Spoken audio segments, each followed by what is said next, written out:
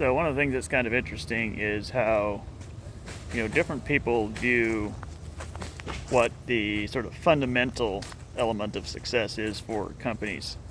And probably the reality is that there are many things that you could say are fundamental or that are at least essential.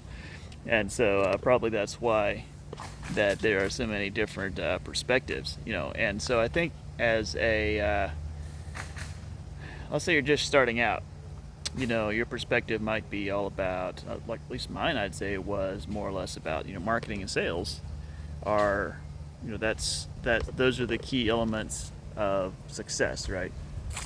I think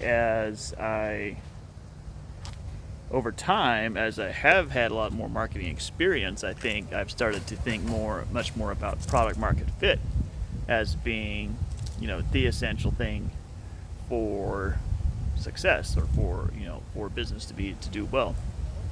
However, I don't know that at larger companies, I don't think they think about those kind of things as much. Now, I mean, they still think about product market fit, don't get me wrong.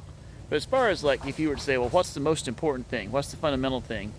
It might be much more internal. It might be the people in the company having, the right people in the right seats. It might be the quality of your leadership staff. It might be the culture you develop at your company. And I think, if you look at like maybe a Jim Collins book, I think the assumption there is, and maybe it's not just an assumption, maybe it's also, a practical reality, is if you have the right people in the right seats, then they can figure out that product market stuff. They can figure out, the other things. They can, they do the right, they do a good job of producing the right culture. So it's, and then let's say you worked at a company where the different divisions are not on the same page, and there's a lot of dysfunction in there, and there's incentives aren't lined up, and it's very disjointed inside the company.